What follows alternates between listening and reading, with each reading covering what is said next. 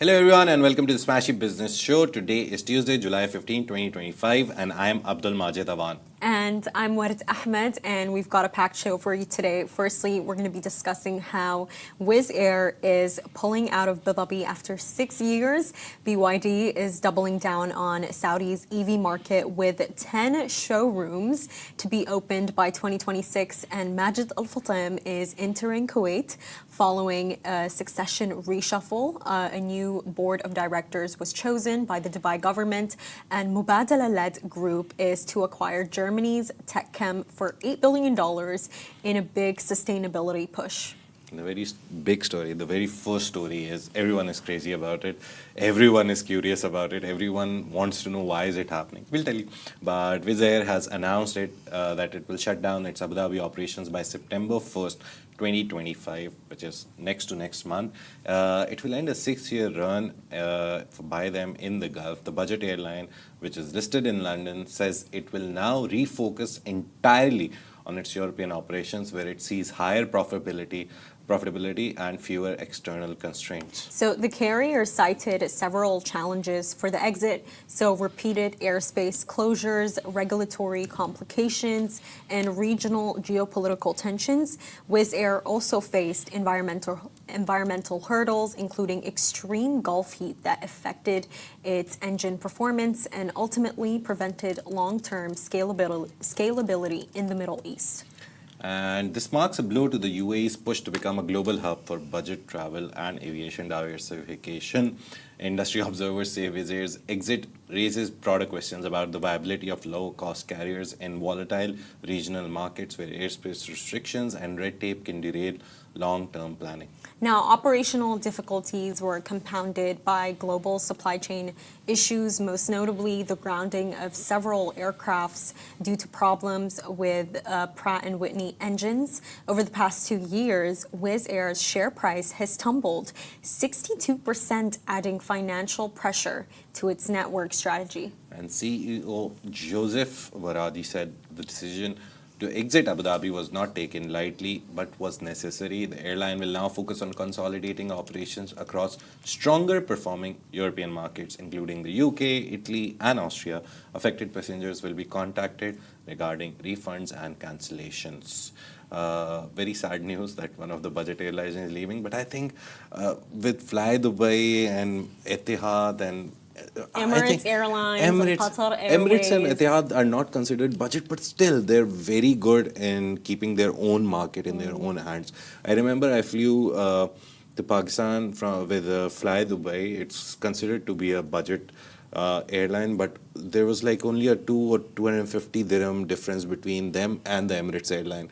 And I was like, I should have just gone on Emirates. Yeah, and 250 is basically what I paid to go to T2. Because Emirates flies from T3 and you can take the metro easily, very comfortable ride, you can just go, get out. But T2, you have to take a taxi. The metro doesn't go to T2, Terminal 2, it goes to 1 and 3. So I was like, better to take Emirates. So I think that's the reason they weren't able to survive, because the local structure, the local airlines are so good. There's too many winners here. And they're not just even like winners like regionally, they're winners globally. Yeah. I mean, Emirates Airlines this year, they achieved, I believe, 22 billion dirhams in profit. Yeah. You know, the most profitable ones. That number is really big.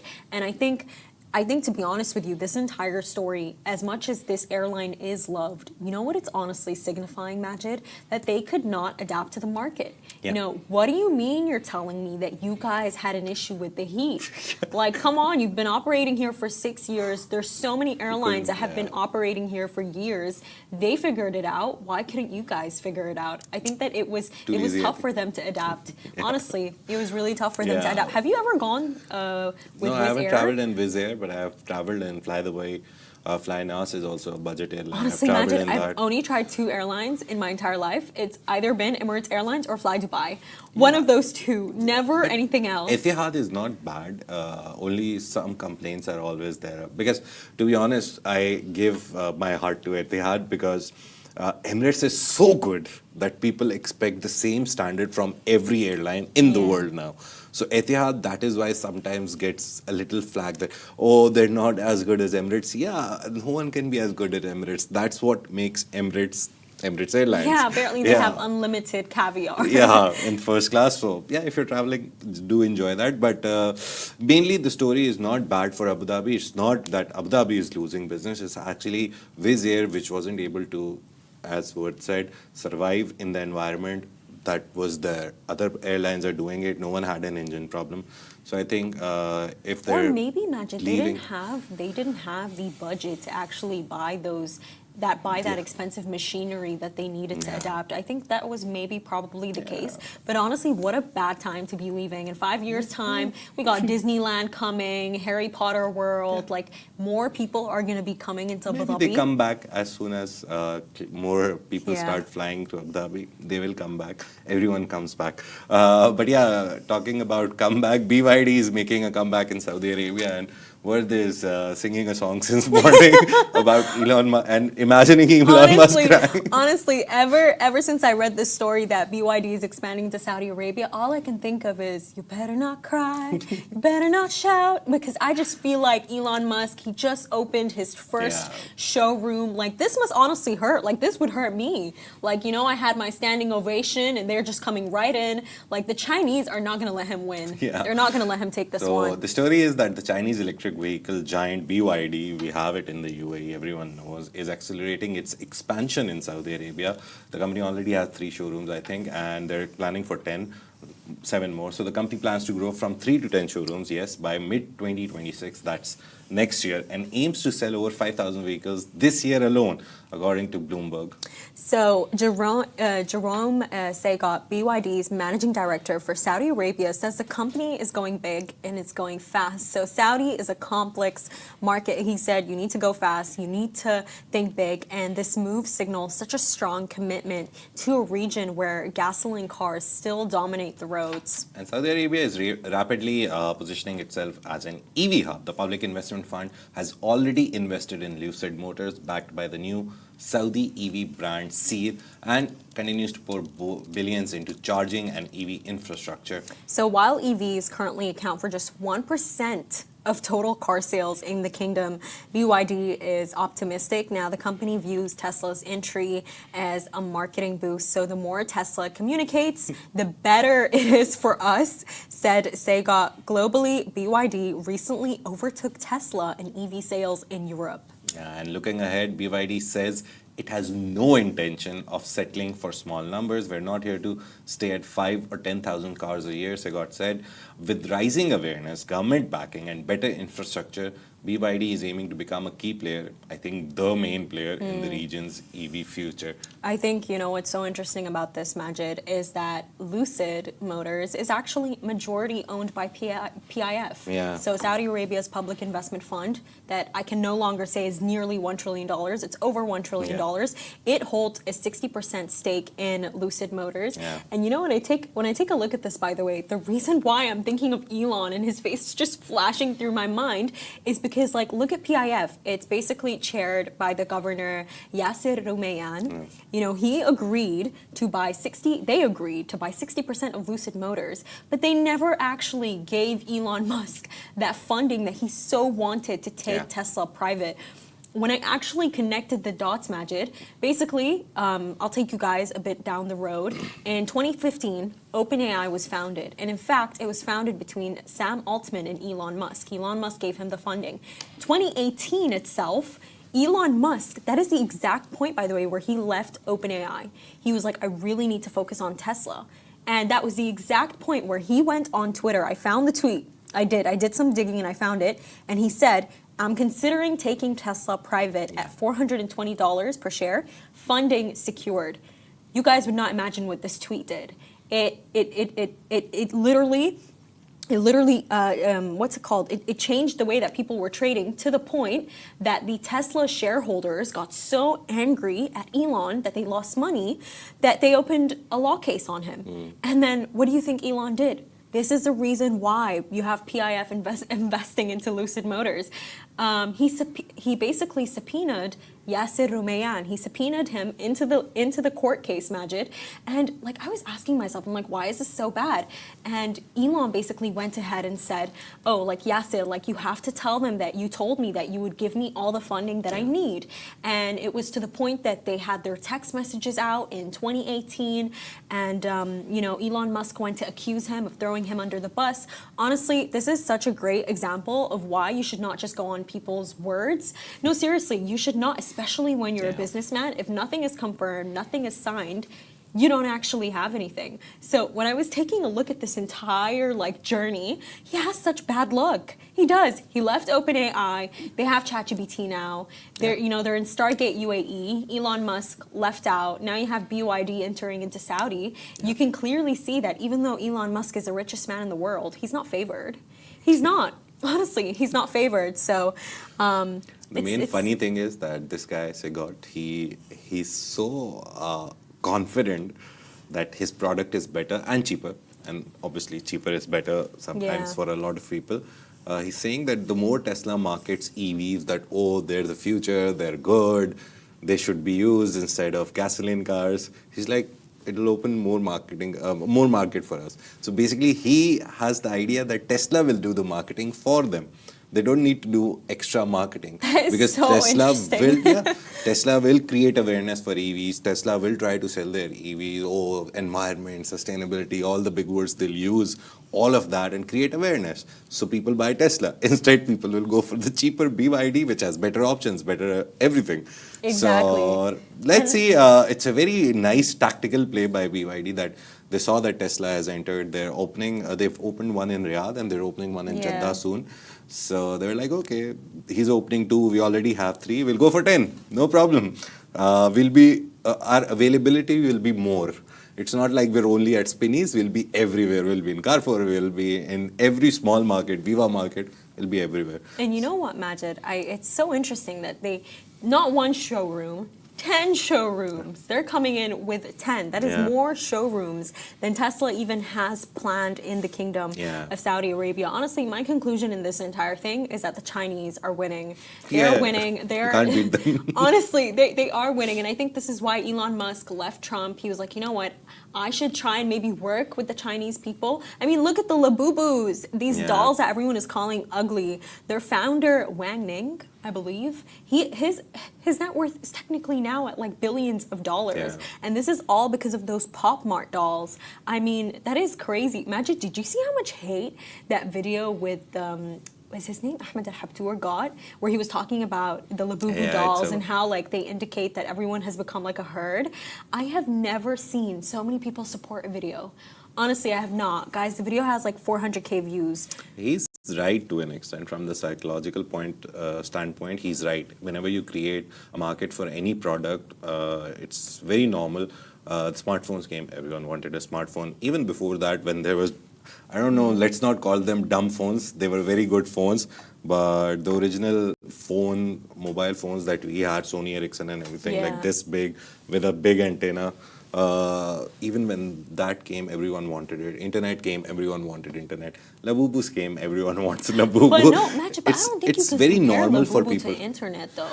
I would never go without internet. That is not me following the herd. I need it to live. I need it. The idea is whenever there is something that disrupts the market and is available, it's not that expensive. Obviously, when you go to resellers, they're selling it for 300, 400. I bought it from Pop Mart, 3 of them, 79 dirhams. That's not bad. 79, you can't even get a good burger with fries and drink at Five Guys for that amount. So yeah, it was not that expensive. The idea is that it just gave people a sense of satisfaction that we own something which By the way, guys, cool. Majid owns a Labubu. 3. I have 3. Are you serious? 2 at home, 1 I brought in office. It's here. My wife also actually bought a fake version. She bought it. I won't say where she bought it from, but she bought it. And they branded it, marketed it as a Labubu completely. They didn't say Lafufu or anything. They said it's a Labubu. She bought it. It came home and she saw all the signs of how you check it if it's original or not. Clearly it wasn't. And she complained. They sent the money back and they were like, keep it. So yeah. Wow. So I have it's 3. A win-win. Yeah, and the other one, I won't call it Lafufu. It's a copy of Labubu. Because on the box it says Labubu. Yeah, but the idea is that people will always go for cheaper stuff and good stuff if it's famous. Tesla will make EVs famous. BYDs will be like, okay, I give think in this 10,000 case- less and buy the car. Honestly, Majid, I think in this specific case, I think that Elon Musk is honestly playing on the stereotype that the Arabs, the shuyukh, the royalty there, will just want to buy the more expensive product. I think he's playing on that stereotype, and we will see what happens. But it's a very small market, and that's a problem for I know, him. He will only 1%, sell, literally 1% of Saudi. Everyone and else apparently, will buy a BYD because it's better car. We're not promoting BYD, by the way. I've sat in a BYD car and I was amazed at the options that they have. It's like 5,000, 10,000 cheaper than a Tesla, the new But Tesla. Majid, you know, I would So never was buy like, an EV car. I wouldn't, especially a Chinese one. And I'll tell you why. If, like, say you had a car accident or, I don't know, something happened to your engine, do you know how difficult it is to get a new one? It will literally take you a good couple of weeks to get your car back. And I really don't want to hinge on that. The idea is that as soon as the batteries become better, the electric cars will be there on the road everywhere. Right now, the problem is the battery. BYD, I saw a video, they've prototyped a battery which does not explode when suppressed or compressed, right? They've prototyped it. Soon, they will put it in their cars. And soon, Tesla is also buying Chinese batteries now, you know? So they are looking for alternate options. So the whole expensive part of an electric car is a battery. They've already come out with EVs which have swappable batteries. You don't need to charge them. You just pick out one point. They're so like not heavy and good to go. So you can do that. There's so many options now with electric vehicles. To be honest, in the next 5 years, what is 2025? By 2030, when Saudi Vision 2030 completes, we will see a lot of electric cars in Saudi Arabia and on these roads as well. Dubai, I think, with Pony AI, with Vigo, Abu Dhabi also had Vigo and Uber partnership. We already are seeing driverless cars, right? And most of them are EVs. So we will see that eventually there will come a time when everyone would want to drive an EV. I think that Saudi made a really realistic goal, because for them, it's all about reaching 30%. They want to make sure that 30% of Saudi Arabians actually own an electrical vehicle. But just on the topic of new markets, Majid Al-Futtaim has officially entered the Kuwaiti market just weeks after Dubai authorities restructured the group's leadership. So essentially what happened was a new board was appointed to streamline governance. I believe 4 family members were appointed, and then there were 5 other directors. Board members, sorry. Yeah. The move aligns with Kuwait's new housing reforms, which will now allow foreigners to own property. And this we saw recently with Saudi Arabia. They recently announced that also. So Majid Al-Futtaim's new entity, Kuwait Festival City, has been licensed to operate across the country in construction and project development. So Kuwait is also finalizing its first ever mortgage law, which would let local banks fund private housing projects. With over 100,000 pending applications, the government is pushing for solutions to ease a growing housing burden. And Majid Al-Futtaim already operates in 16 countries with $18 billion in assets and more than 46,000 employees. In recent years, it has raised $5 billion in green and sustainability-linked financing to support expansion and innovation. And its entry into Kuwait signals growing confidence in the country's economic reforms, with strong regional credentials and new leadership in place. So MAF is making a calculated bet on Kuwait's real estate future. I think with this entire venture of Kuwait Festival City, for me, what specifically, honestly, Majid, stood out to me, it's the fact that after this entire succession debacle, 9 new board members, a new chairman, Fadl Ali, who was chosen, they're so quick on their feet. And I think when a business is very quick on its feet, it's very adaptable, and very adaptable to new markets like Kuwait, a country that is still growing, that has a lot to catch up with in terms of what the UAE, what Saudi Arabia are doing. I think this is great. I think this is a sign that these board members are very sane board members, and they're working. They're working in the sense of working, and the idea is also working. That is shady. Yeah, but very important, very interesting, because Middle Eastern big company investing in a Middle Eastern country. I love those stories because they're trying to build each other. and take advantage of the And the opportunities revenue in is each staying other's within our countries. ecosystem. Yeah. And on that note, there is something else. The next story is that Abu Dhabi's Mubadala Investment Company is leading a consortium to acquire German energy services firm Techem in a deal worth AED 29 billion or nearly $8 billion. The acquisition is expected to close in the second half of 2025. We're already past the first half, and it is pending regulatory approvals. So Techem, founded in 1952, operates across 18 countries and manages over 13 million housing units for more than 400,000 clients. So this deal marks a major bet on Europe's energy transition and smart building infrastructure. And the buying group includes Mubadala, Swiss Firm Partners Group, Singapore's GIC, and TPG Rise Climate, the sustainability arm of US-based TPG. Their goal is to expand Techem's digital platform, smart metering services, and building automation capabilities. So real estate is responsible for roughly 40% of global carbon emissions. So the consortium sees Techem as central to advancing decarbonization efforts in Europe by improving energy efficiency across the built environment. And Abdullah Mohammed Shadid, who leads energy and sustainability at Mubadala's private equity platform, said the deal supports better and more sustainable living. It's also another sign that Mubadala is doubling down on climate-aligned assets worldwide. More importantly, Mubadala is doubling down on any investment which And gives they're them a doubling good down return. on carbon credits. Yeah. I think that's exactly what they're doing. Me and Majid we're having a discussion about this story, and I'll tell you exactly why this is so interesting. I mentioned it before on the show, the Paris Agreement, where they basically have this agreement where, as a country, if you have investments that are basically improving the environment, developing the environment, you're going to get something called carbon credits. So that means you can do other things to offset what you've done that's bad for the environment. So, I don't know, you can sell liquid gas or something, or just in general, sell oil. But in this case, what Mubadala has done is that it has just gained carbon credits for the country, for the UAE, for Abu Dhabi, and now what they can basically do is that they can sell oil. They can basically offset it. And I think for me, that's why it stood out. What I've noticed with the UAE is that the way that they're gaining all of these carbon credits is that it is through investments in other countries. For example, in Africa, they are the #1 investor. Now they're going to Germany. Now they're investing into smart housing, real estate. This is all for those carbon credits, and honestly, rightfully so. It's a great way to do it.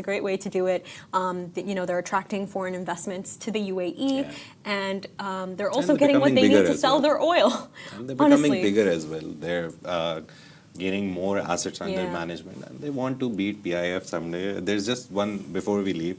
PIF is now the 4th largest sovereign wealth really fund impressive. in the world. Oslo's